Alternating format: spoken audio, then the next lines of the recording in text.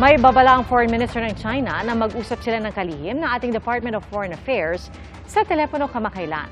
Kung magkakamali raw ng pagtaya ang Pilipinas sa sitwasyon, ipagtatanggol ng China ang kanilang karapatan. Saksi si JP Soriano. ASCOD light tanks, mobile artillery at air defense system.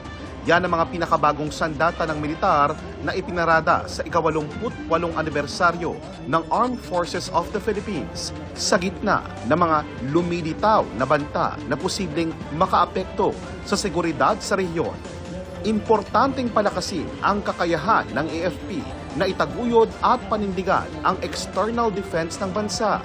Ayon yan kay Pangulong Bongbong Marcos.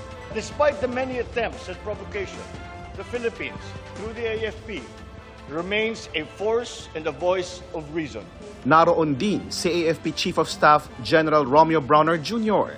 na pinuri para sa pagsama nito sa resupply mission sa Ayungin Shoal, kung saan nasaksihan niya ang pangaharas ng China Coast Guard. Sakay noon si Browner ng Onaiza May 1 na kinukumpuni ngayon matapos mauwi sa banggaan ng dangerous maneuver ng mga barko ng China. The recent incidents involving no less than our AFP Chief of Staff is worrisome. Yes, but it is a proud demonstration of Filipino courage. We will continue to uphold our territorial integrity and sovereignty.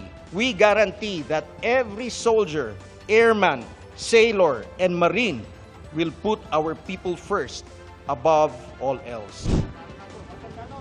Sa gitna ng paulit-ulit na insidente ng pangaharas ng China sa Pilipinas sa West Philippine Sea, nag-usap na sa telepono nitong Miyerkules si Foreign Affairs Secretary Enrique Manalo at si Chinese Foreign Minister Wang Yi. Pero sa ulat ng state-owned news agency ng China na Xinhua, nagbabala raw si Wang sa Pilipinas. Kung magkamali daw ang Pilipinas sa pagtaya ng sitwasyon, magsarili o makipagsabwatan sa mga may masamang intensyon para manggulo. Dedepensahan daw ng China ang kanilang karapatan at mariinding tutugon.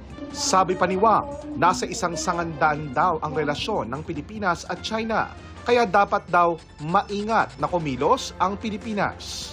Sa halip na kumilos sa anyay maling direksyon, dapat daw agad na bumalik sa tamang landas ang Pilipinas at gawing prioridad ang maayos na paghawak sa kasalukuyang maritime situation.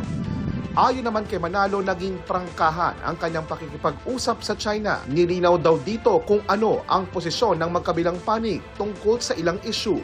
Pareho naman daw nilang ipinunto ang kahalagahan ng pag-uusap para matugunan ang mga ito.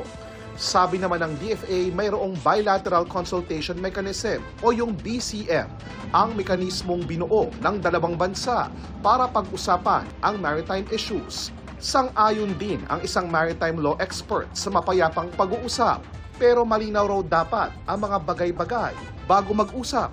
When you do engage in diplomacy, when you do face them at the negotiating table, is there, number one, sincerity and confidence, no?